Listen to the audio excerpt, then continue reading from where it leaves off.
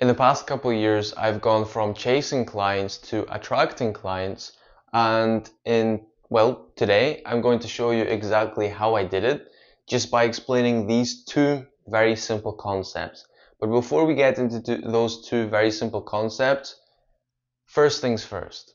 So, when I first started my first business a few years ago, I came to a harsh realization. And that's that no one wanted my business to be profitable aside from me. It wasn't as if clients or potential customers were going to give me money out of kindness. Now, this seems pretty obvious, but the thing is that most entrepreneurs, upon realizing this, resort to chasing. And that's exactly what I did. I spent the first year or so in business just chasing clients, and how this looked for me is that I actually did over 500 cold calls per day at my peak. So basically, I would dial 500 prospects a day at my peak. And as a result, I was constantly drained, constantly. And even when I did sign a few clients, eventually, I wasn't able to deliver a great service for them because my mentors at the time told me to keep chasing. So it was just completely the wrong approach. And long story short, I learned that chasing is never the way to get anything. And a lesson that I learned from Alex Hermosi that nicely illustrates this. Alex Hermosi is the author of $100 Million Offers. And the lesson is that if you have to focus on sales, this is a general rule, if you have to focus on sales, it's because your marketing is bad. And if you have to focus on marketing, it's because your product is bad. And the lesson here is that when you have an incredible, remarkable product, because remarkable by definition means worthy of remark, so basically worthy of word of mouth, your clients do the marketing for you, essentially, and word spreads about your product. And a related lesson to this is that if our product is not getting word of mouth or referrals, or our service getting referrals, it has room for improvement. It's far from perfect. And so people think that they have an incredible product, and so they start chasing and trying to sell their services or the product just like I did. But in reality, all they need to do is really just get their first customer and then just test it and try and deliver the best service that you can. And any new customers say, no, I'm just working with this client for now. And then just rapidly improve your product. By rapidly, I just mean constantly iterating and improving. And after I learned this lesson, I've never chased clients again. Since then, I've instead attracted my clients through things like lead magnets, inbound, and posts, for example. And this year, I'm taking this to the next level from attracting to becoming oversubscribed. When I say oversubscribed, I'm talking about what Daniel Priestley talks about in this book, oversubscribed. And what he teaches in this book is that the market abhors a profit. Basically, that means that the market won't allow your business to be profitable unless demand exceeds supply. So basically, unless more people want your thing than you can provide for, you're unlikely to make a profit at all long term. And for the chasing part, I've nicely illustrated this here. This is pretty much what I was like, chasing this carrot that was dangling in front of me and never catching it and only feeling drained. Now, talking about being oversubscribed, that brings us on to number 2. Don't kill your golden goose. And this is the first thing to understand, and then the other thing is don't kill your genius. But we'll get into that just shortly. So, don't kill your golden goose. The point here is that each time you satisfy all desire, and this is again a lesson from Alex Hermosi, each time you satisfy all desire, future demand decreases. Whereas each time you don't satisfy all desire, future demand increases. And that's nicely illustrated here. Each time you employ, for example, scarcity, let's call a business that constantly relies on employing the scarcity tactic, let's call them a scarcity business. This is how profit looks like for a scarcity business. Basically, they say, I have 8 spots, and then, to use scarcity. And then when the 9th person comes to them, they say, you know what? Actually, did I say 8? I meant 12. Give me your money and we'll move on to the next. That's their kind of mindset. They think super short term. And what that means is that they take on clients linearly. Linearly just means one by one as they come, which means you're constantly satisfying all desire and you're not letting the demand build. You're just satisfying it constantly. And so eventually your demand plateaus.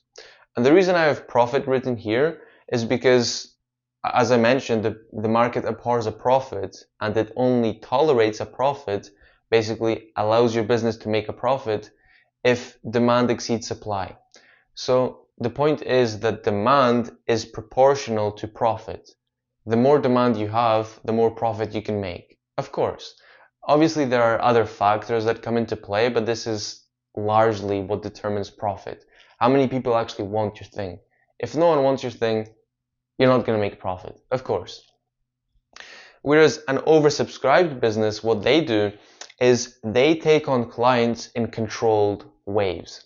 So instead of aiming to employ scarcity, they use transparency. They're just transparent. They say to themselves, well, I could probably handle 20 clients, but I probably wouldn't be able to give them a good level of service. So realistically, to give my clients an incredible service, I can probably just handle 8. And then they're just transparent with people. Hey, I'm just opening only 8 spots. And then when the 9th person comes to them, they politely reject them because they don't have a short-term mindset, they have a long-term mindset.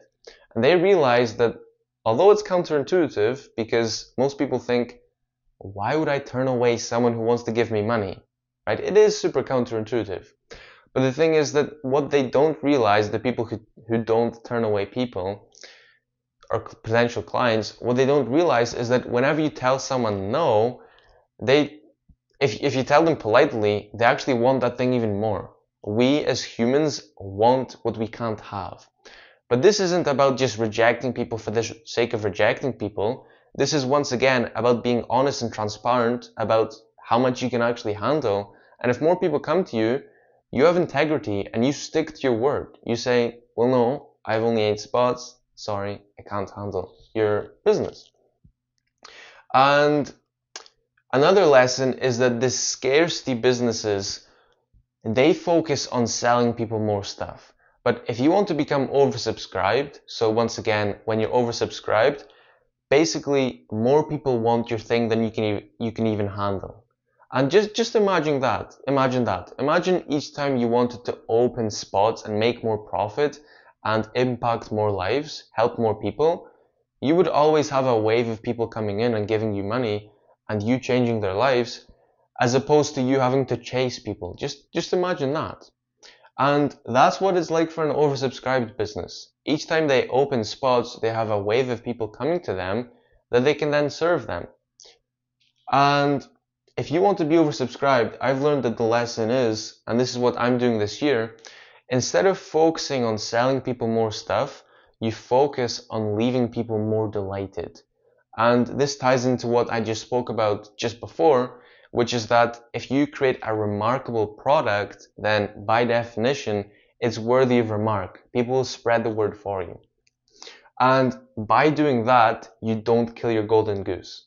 Whereas if you constantly take on people and satisfy all desire, you kill your golden goose. That's the lesson there. So now that you've learned that, and just the last point here is that the scarcity businesses tend to beat the drum about themselves, like this guy here. They say, I'm the best, I'm better than my competition, I'm faster, I'm this and that. Whereas oversubscribed businesses, since they have such an incredible service and since they focus on delivering a great service, they beat the drum about their clients instead of about themselves. And the reason they do that is because oversubscribed businesses realize that when you treat your customers as aspirational individuals, other people will aspire to become like them. So basically, they will aspire to become your clients. And that's exactly what you want after all. And this is exactly why I stopped chasing and I focused on getting as good results for my clients as possible. And that's why exactly I've gotten incredible testimonials from my clients. And aside from the money, I can tell you, by the way, it's the most fulfilling thing ever when you just focus on delivering a great service. And that's why right now you will notice also that if you did want mentorship from me, there's no way to actually directly buy from me right now. I have a specific process where I do two things at once. One, deliver value to people at each step, and two, I'm able to basically filter out and qualify prospects.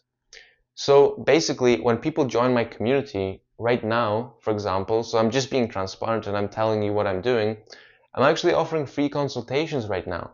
And what that does is it offers value to people and it allows me to filter out prospects. Basically, if I help someone for free on my consultation and they would like me to implement the stuff I teach them on that call, then if they're not really the right fit, then, I just have to say, sorry, I would love to help you more, but, I have a course here. You're just not really the right fit. And that's what an oversubscribed business does. They're not scared to turn away people that aren't the right fit. And that's also why now I'm only actually going to be working with one person to focus on delivering the best service possible for them and then improving my product as I go. Instead of allowing 5 people at once, I can deliver 5 times as good a service to one person than by splitting my attention to 5 different people. And then we move on to don't kill your genius, the last point here. And the reason I have this here is because you might think to yourself, okay, that seems incredible. So when we don't satisfy all desire, demand builds.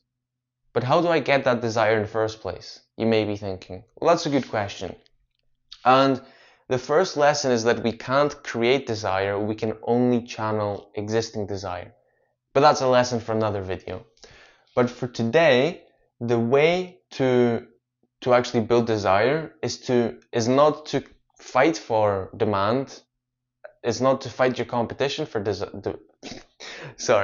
It's not to fight your competition for demand. There we go. I can speak English.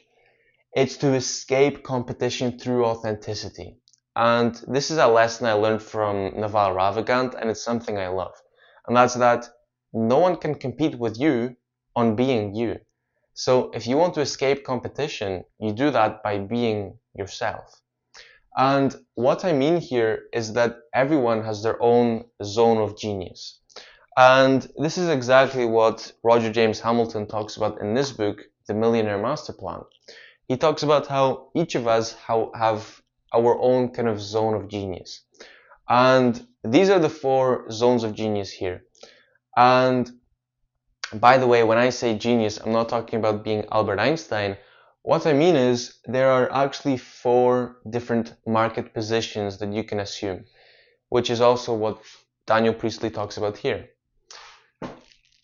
One of the market positions that you can assume is innovation. So basically, you create things people have never seen before. Like, for example, Apple coming out with the iPod, or Apple coming out with the iPhone, or even Dyson, for example. The second market position is connection. So you focus on creating the best relationships with people. This could be through building communities. It could be through focusing on coaching, like I'm doing, for example. And examples of that are Oprah Winfrey or Patagonia, Nike. Nike is heavy on that. And the third one is reliability. So these kind of people are super pragmatic and realistic. And this market position, you focus on convenience and reliability. An example of that is FedEx, Amazon, and even Netflix actually, because you can just go on and get any movie you like on their platform, which a while ago was something crazy. You no longer had to drive and buy a DVD, you could just go on Netflix. And then the fourth market position is efficiency. Now, the reason I have a dollar sign here is because these 4 market positions that I'm talking about are mainly for huge companies.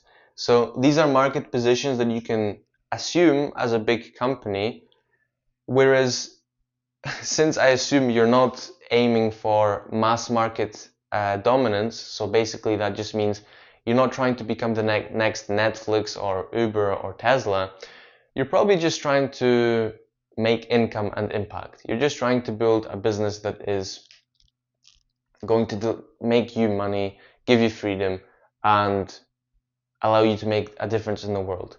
And so instead of talking about assuming a market position, these are just 4 ways that you can stand out from the rest.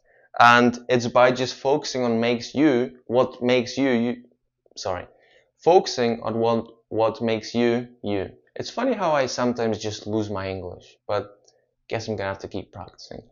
So for me, in my case, I'm actually in between innovation and connection. That's my personality type. And if you would like to know your personality type, your archetype, I have a free test that you can take in my community. I'll link it down below.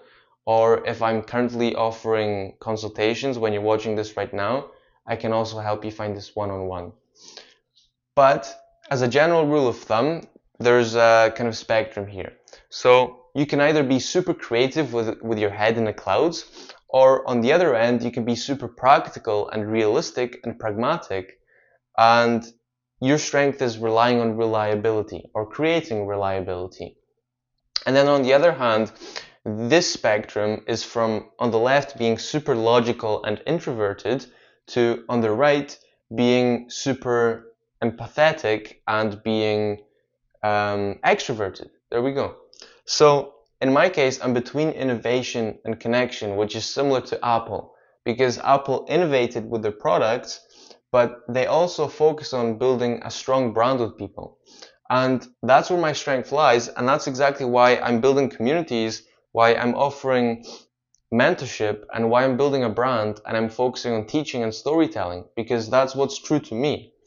And for example, all these things that I'm teaching you right now, I've synthesized from people like Alex Hormozi and Daniel Priestley and my own experience. My dog barking there, I hope you don't mind. And so I'm basically just leaning into what makes me, me.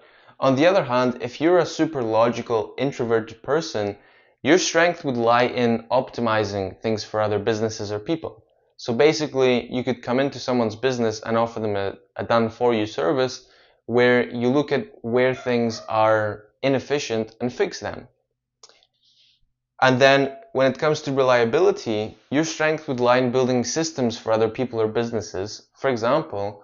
And for this one, your strength would lie in coming up with new and great things for people. Now, to be clear, if you're just starting out as an entrepreneur, I wouldn't recommend trying to reinvent the wheel. That, once again, is a conversation for another day.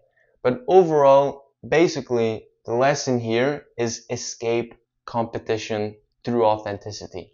So to build demand and channel desire to yourself, don't try and be or do what other people are doing like I did with my business that drained me. I thought I had to start a social media marketing agency because so-and-so guru told me so, when really I had to be true to myself. And that's exactly what I'm doing now and why I'm building communities and offering coaching and mentorship. And so that's all for today. I hope you found this valuable, and I wish you all the best with making both income and impact. If you'd like any more help, feel free to join my free community below. I'm offering free consultations at the moment, and if not, I still wish you all the best. Goodbye. Ciao.